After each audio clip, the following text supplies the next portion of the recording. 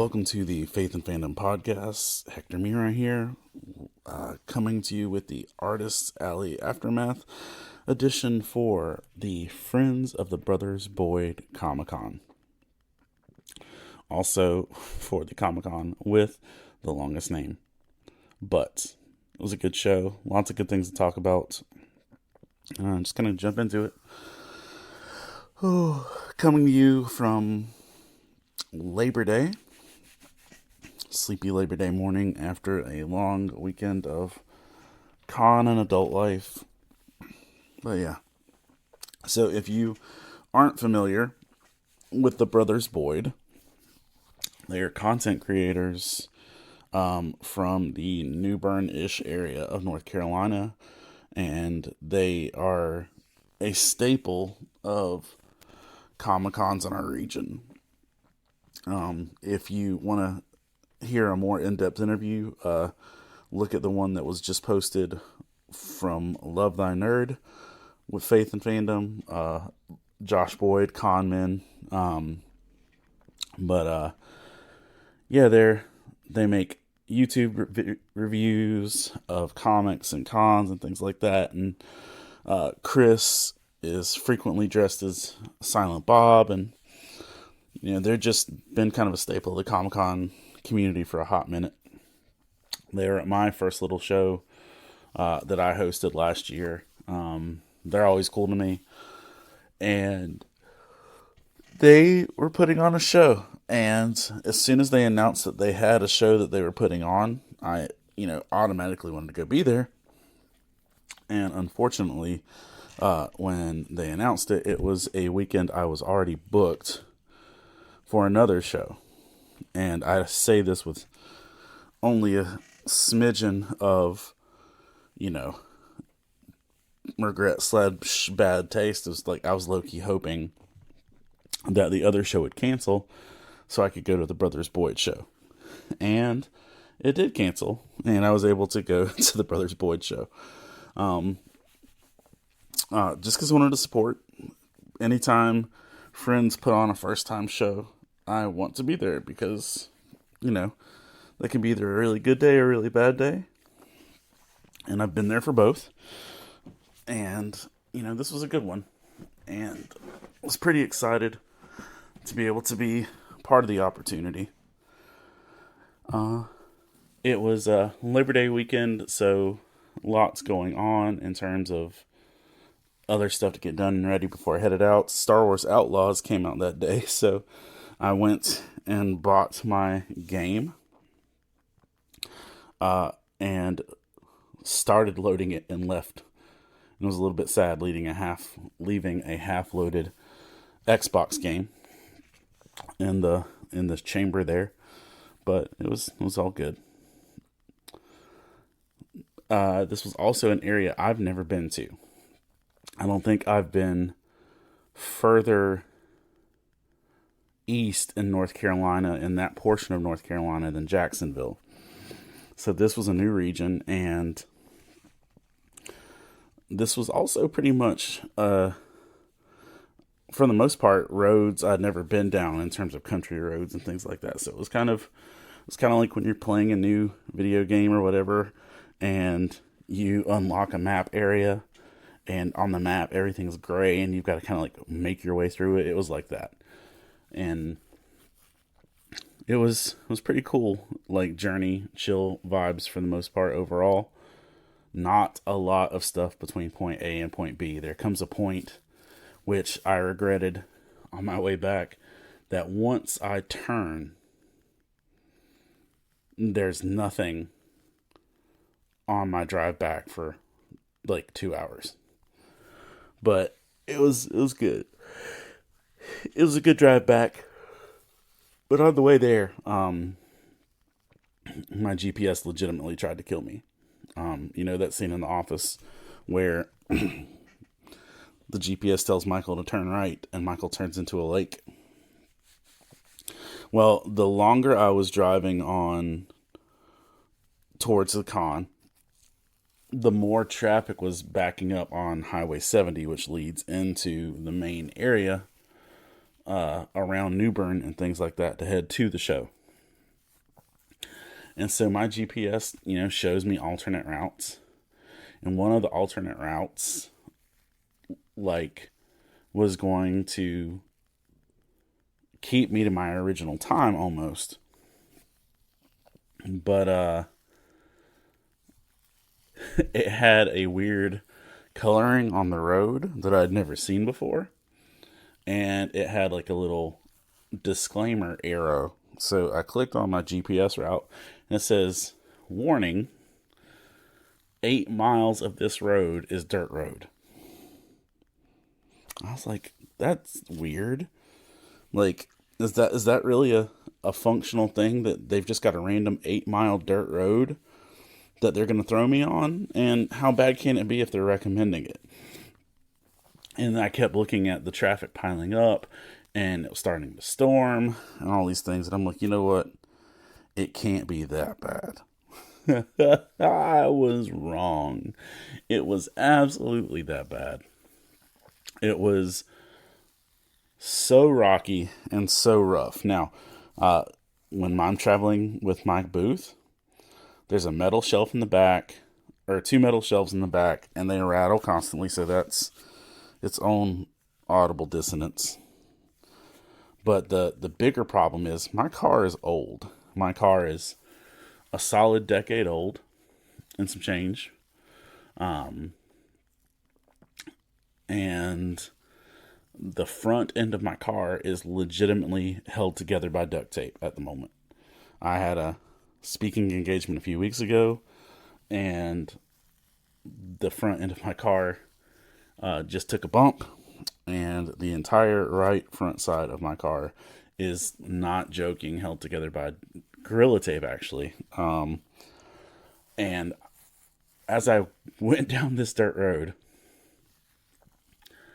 I couldn't go more than 10 miles an hour without my car literally feeling like the frame was going to fall apart.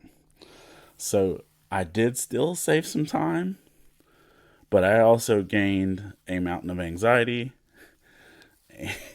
and discomfort, and it took a hot minute for me to unclench everything from how bad that dirt road experience was. And yeah, it was not worth it. I could have been later. I should have taken that route. But then again, traffic had gotten really bad around there, so I don't know. But it definitely added a chaotic element to the adventure. Finally made it to Havelock, and it is a military marine town. And the convention center is a tourist and event center. And so there were planes, helicopters, jets, and stuff, all as part of the aesthetic outside. And there are 2 hotels right by the convention center. And where I had the thought that if I had to, I could literally roll my whole cart down this giant hill to the convention center from the hotel. I did just get a good parking space, but there's that. But I also really wish I had my longboard, because it was a perfect longboarding hill. But I digress. And literally, as soon as I made it to the parking lot, before I had even fully packed, I ran into some folks from the Dragon's Lair. And then I hopped off to New Bern to explore, because New Bern is the actual city around there beyond the military town. I pulled off at a national park things that said it had a beach, and we disagree on terms of what beaches are, because I'm thinking I can see the water that connects to the ocean right there. It can't be, that crazy, but there's like a forest growing up between the fenced off area and the beach, so you could see sort of water through there. So I just kept on driving to New Bern and explored that. And New Bern was cool, has a very unique downtownish area, kind of Charleston-y, kind of Savannah-ish, but they have a thing about bears. There are bears everywhere, and they hide statues or not hide, but like they decorate statues uniquely, and you're supposed to find the different bear statues throughout the city. So I found some bear statues, got some fudge. There was a concert going on, kind of a jazz funk concert going on a waterway, which was neat. I ran into Tom's Traveling Coffee Truck, which had been at the college that I work at Monday and Tuesday of last week. So it was just kind of crazy to run into the same coffee truck that I had been DJing in front of for the last few days. And just kind of took a peek around New Bern, saw what there was to see, and headed on back to the hotel. And the lady at the front desk of the hotel said that the Mexican restaurant in Havelock next to the hotel was the best food in the city, and other than fast food. So I went in there and got some Mexican food, and got spicy. I got a burrito that was the El Burrito Diablo, and it was literally one of the spiciest, girthiest, meatiest burritos I ever had, and I had regrets pretty much instantly. This is also the first place I've ever seen that outside of just giving you salsa, they give you a bowl of liquefied beans to dip your chips in. I'm not mad at it, but it's just like liquefied refried beans in a bowl. And I was like, oh, that's unique. Because I've literally never seen that be a thing where that just become a standard thing they hand you instead of chips or salsa. So that was cool. As I was eating dinner, saw some of the folks from Dragon's Lair and Con Life in general crossed the little divider. Went to say hi when I finished my meal. And so there was 3 or 4 guys from Dragon's Lair there, which is my local comic shop, or sort of local comic shop. Potsy, who works with Keen Spot Comics, Karen Whitfield, who's the Bronze Age Batgirl, and the brothers Boyd were all there. And Karen, they were doing a little birthday party for Karen as well. So that was neat. Oh, yeah, and Law Bullock was there. Chatted with them for a little bit, had some conversations, got some hugs, and they invited me to go back to the Holiday Inn to film a promo video for the con and do a live. And I was interested, but I also really wanted to get in the hotel pool because it'd been a week, and while it was an outdoor pool, it was warm enough and chill enough to actually get in the pool. But also I had a conversation I had to have with that burrito Diablo. So, you know, I'm glad they got the video out. And yeah, went in the next morning to start setting up as soon as they allowed me to. And as I started setting up, the convention center also had planes hanging on the inside, which was neat. Went to go set up, found my little corner of the room, and I'll say this, like, there were so many concentrated Fayetteville people there that it felt more like a Fayetteville convention. It felt like there were more Fayetteville people there than at Fayetteville conventions. But saw lots of people I knew, talked to lots of people as I was setting up. Setup wasn't bad. You know, I think putting my little button wall took up maybe half the longest. While I was setting up, I pitched a comic book idea to Potsy from Keen Spot, and when the show was over, he came back to me and said that he liked the idea and that to write something up.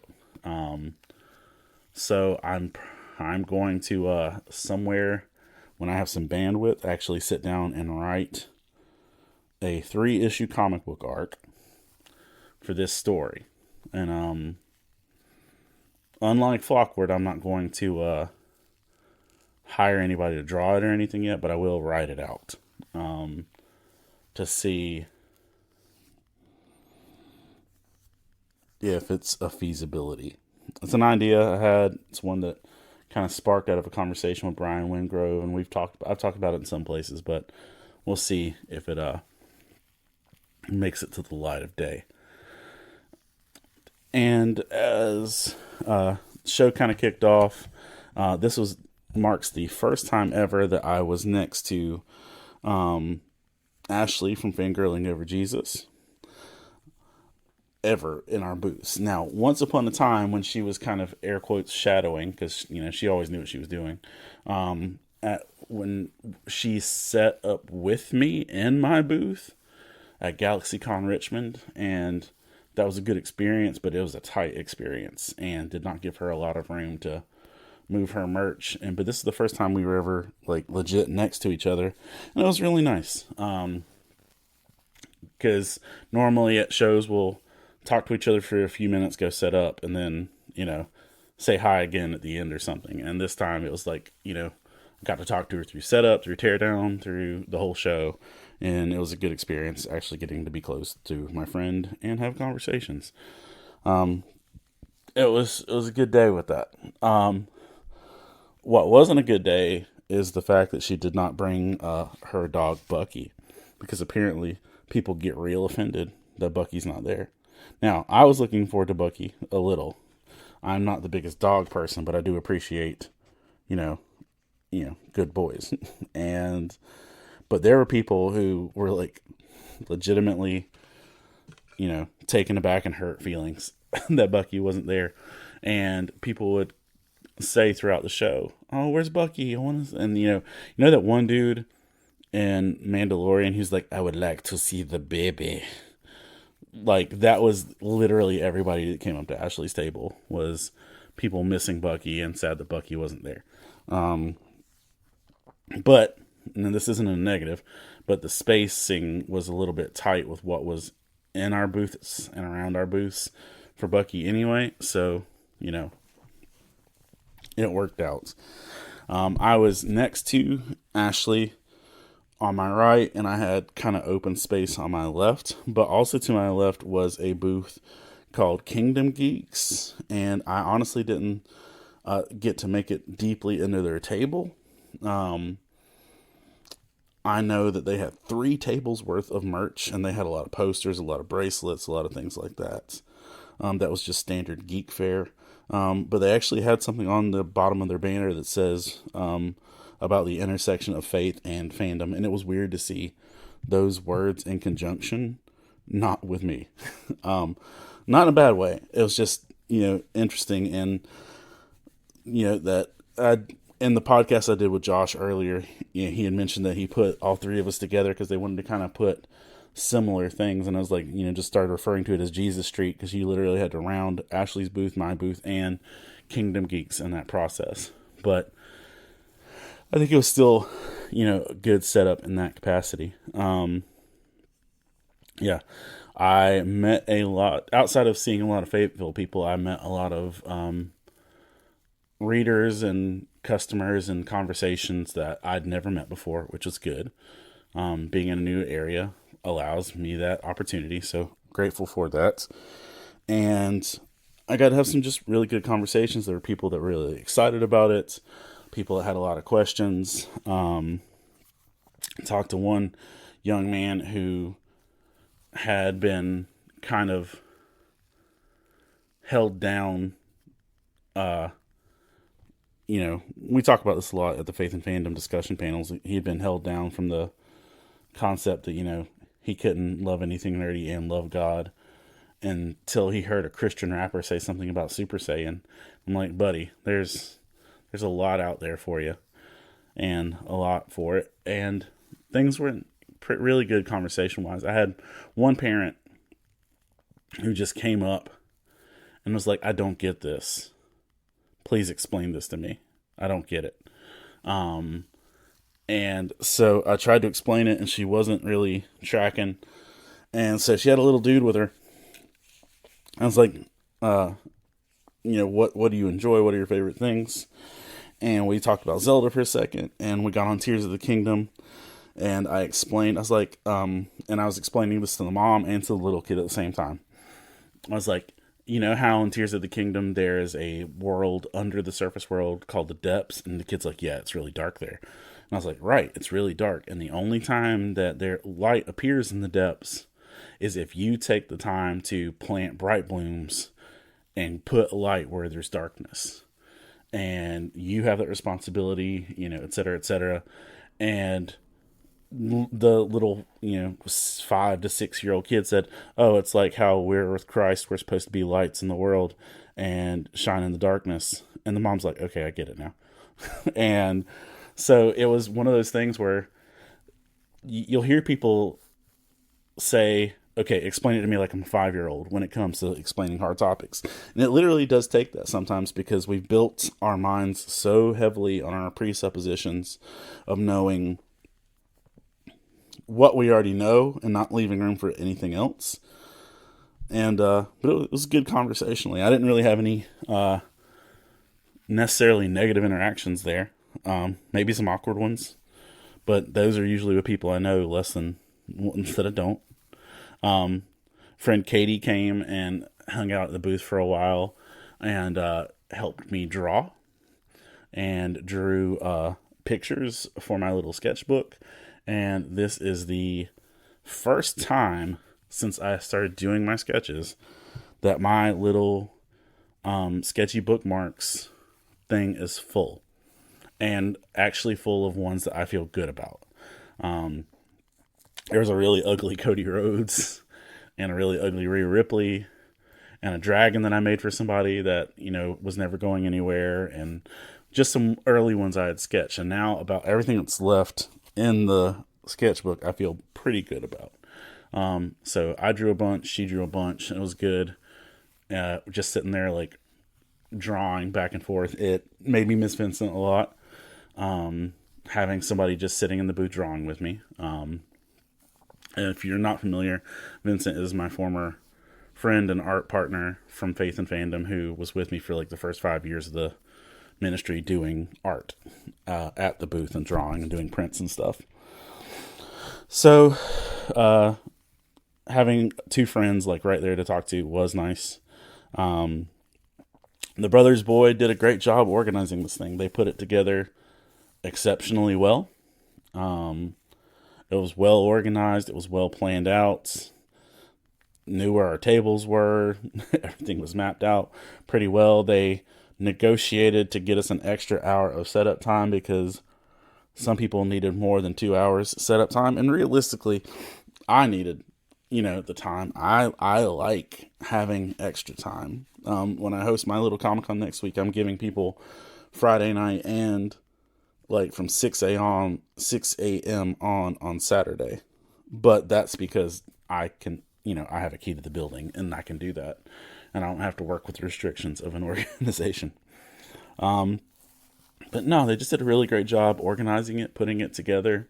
One of the things that got pointed out to me when I got there, and I don't remember if it was Ashley or one of the brothers Boyd that pointed it out, but that the room they had us in is bigger than Artist Alley at GalaxyCon. That the room they had us in was definitely bigger than the space they put us in for GalaxyCon Raleigh. Up in the artist's attic, as you would call it, because they moved us off of the main show floor. And so they did a lot with a good amount of space, and they were chunky with it. There wasn't a lot of free space to be had. And so was really grateful for them to be in there where they were doing what they were. They came by to check on everybody pretty frequently. One of the things that just really, encouraged me and impressed me is that they fed all the artists lunch. And they brought pizza by, and, they started announcing it, if you want pizza, come to the front. And between, customers and being in the middle of stuff, wasn't popping up there quickly. And, they literally just rolled around with a cart and delivered pizza to each booth. And that's just good servant leadership. And it's a good thing to see. And I think it was pretty impressive for the folks to see that kind of hospitality, because not everybody gets to see that kind of hospitality from people that run shows. And because, I mean this wholeheartedly, you can do shows for years and never actually meet the showrunners. Never actually have a face-to-face conversation with the people who put on the show. So to have the people who run the show roll by and deliver you pizza and check on you means a good amount in terms of hospitality and leadership and planning and things like that. And there was also someone doing door prizes over the microphone, and where all the raffle money was going to suicide prevention. And so I'd say every 10 to 15 minutes somebody was on the microphone. Now, moderate critique that I get that it could be kind of annoying after a while to hear the same thing on repeat. But I also realized I did the exact same thing at my little con last year, and I'm going to do the exact same thing at my little con in a couple weeks. Or no, not a couple weeks, in a couple days. So I get it. It's just handle your mic skills and make it as fun as possible. But they ended up raising $632-ish for suicide prevention, which is huge. At my show coming up, we're hoping to raise just more than $300. We had someone donate $300 to get some good big prizes, and we got a Justice League #1 that's autographed and graded, and a Marvel arcade machine. Somebody gave us money to buy those things, and we're going to be raffling tickets off for that to help pay for a family's cancer treatment. And so, I had to lean. If I ever had a complaint about, man, they're making more announcements, I got to do the same thing. And I don't know of a better way to do what they were doing and actually make it effective. So, good cause. And it's good experience overall with that. One thing I'll say is that I didn't get to watch Bash in Berlin live. Not that mattered. There's a WWE event happening, but there was not the cell phone capacity or Wi-Fi capacity for that. Even though I met a lot of new people, I still met some people that had been familiar with the stuff. Had one dude that had bite size. I sold, I think, one button the whole time. And I think somebody bought the Discord button from My Little Pony, which I'm honestly sad to see go because I thought it was pretty unique to have him there. Yeah. It was pretty neat with that. No sure difference. Checking the rest of my notes.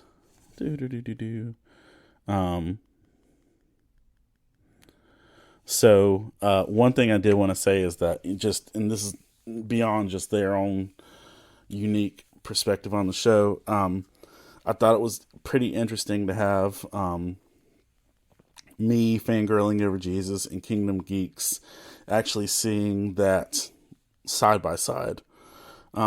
Because for all purposes, there were 3 ministry-centric booths that were 1,000% different, but to my knowledge, with the same heart. Because all 3 of us executed what our heart's goal was, in a different way.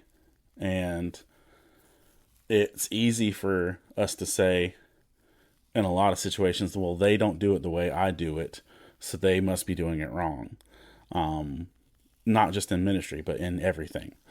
To be able to say, well, they don't do it like me, so they must be doing it wrong. And I think it's a good reminder for us to be able to sit back and say, hey, just because somebody does something in a way that you don't, doesn't mean that they're wrong. It also doesn't mean that you're wrong. It just means that sometimes we can do similar things with different aspects, because I've met people that have run shows that didn't run it as well as this show. And, it was neat to see 3 different perspectives doing stuff in different ways.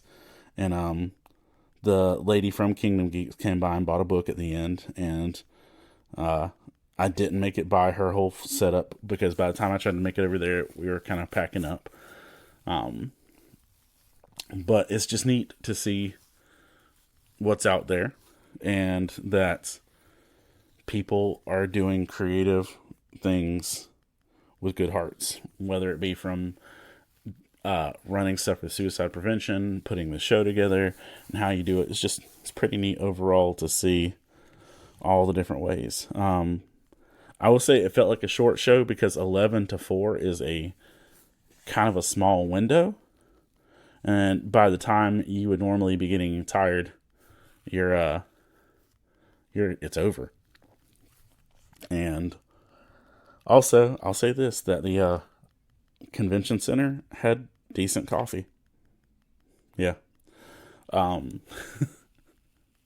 The Brothers Boyd also, I thought one thing they did really neat was they had a poster commissioned for this show that featured Karen Whitfield as Batgirl, swinging them in the classic Spider-Man cover pose, and that was neat to see those out there. I've got one of those now. And also, one thing that was neat was that I'll say, hold on, let me backtrack. I'll say it's neat for them. I don't want it for me. Was that they had a group chat for all of their vendors and artists. And as soon as the show was over and I am on my merry drive back to my house, their group chat is blowing up of just, oh, you did so good, you did so good. And I'll say this, to be able to have that level of encouragement after doing something so big makes a big difference. It really does, because it can be easy to get lost in your own anxieties or sauce or whatever. But one of the things that, if you watch the podcast with me and Josh Boyd, is that, they went into this show out of debt. Like, they covered all their expenses just from vendor and booth fees. So there wasn't a level of, oh man, if this doesn't happen, we're sunk. It was, you hope the best for everybody. And, the same deal for like my little show next week. This week. There's no cost for anybody. So if they do good, awesome. But if not, they're not out losses, because I've paid hundreds of dollars for shows I didn't make anything. So, want it to be a good experience for them. And with that, so the Brothers Boyd did their show. They killed it. They did a good job in executing it. And they've already announced when their next one will be, the same time next year. And for all purposes, I'm going to plan to be right there with them and do that again. Potsy, who is the dude from Keen Spot that I mentioned, he put a post out for them, and I'm just going to read his post because he put it out pretty much within 45 minutes of the show ending. And, I thought it was pretty appropriate. He says, I want to thank the Brothers Boyd for the Friends of the Brothers Boyd Comicon that they put on today. This post may get long. This was their first attempt at running a show, and they decided to do free admission and still bring guests, meaning the normal revenue stream wasn't there, and they still nailed it. In fact, their raffle wasn't even to pay for the show. It was to assist in suicide prevention, so a wonderful cause, too. I got to see a lot of my favorite Con family: Hector Mirai, Angie Fernot, Evan Goldstein, Helen Slager, Slager Boland, Andy Butchfield, Ellen Bacany, Rob Paw, Salad and Bryant, La Bullock, Michael Farrer, Michael Smith, Daryl Murphy, and made some new friends in Karen Whitfield and others. The show was a blast and love to do it again. And so between him making that post and the constant chat feed going off, I think it was a good way of encouragement to round it out. And to be able to, put a bow on it. But man, they nailed it.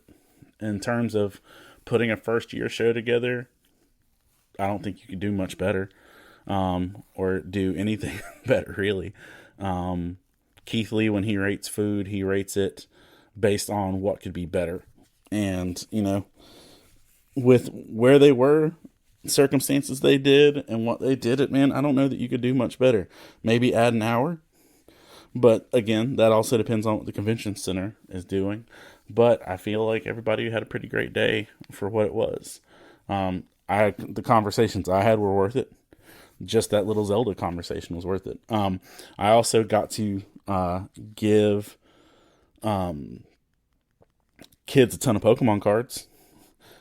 Shout out to Ben for the Pokemon cards that I'm giving away right now. But I got to make a bunch of kids' days giving them Pokemon cards and letting them roll dice and stuff. I got to meet Jamie Montgomery's kids again, and sent a package home to their mom from the booth. I just had a really good time, and so pretty grateful for it. And yeah, grateful for the experience, grateful for the opportunity. And I will go ahead and jot down, pencil in this date for next year to make it happen again. So yeah. Before I bounce out of here, I'm going to take a moment to thank our Patreon supporters and for helping make this possible, because you help make the travel for this possible, and to have the books and everything else for it. So David Brooks, Jeff Weimer, Colin Sproles, Jamie Montgomery, the Coleman family, Jonathan Herman, Ron Petit, Gear Saber Cosplay, Scott Ward, Alicia Glenn, Candace Davis, Jay Sheed, Jason Crutchfield, Mike Perna, Todd Turner, John Jacobs, Zach Harris, Caleb Grimm, Jeanette Skaggs, Jason Bullock, Christina Ray, Sarah Lewis, Patrick Gale, Rebecca Godlove, and Adam Davis. Thank you for taking the time to support and be the encouragements that you are. And I look forward to seeing you all at a con soon.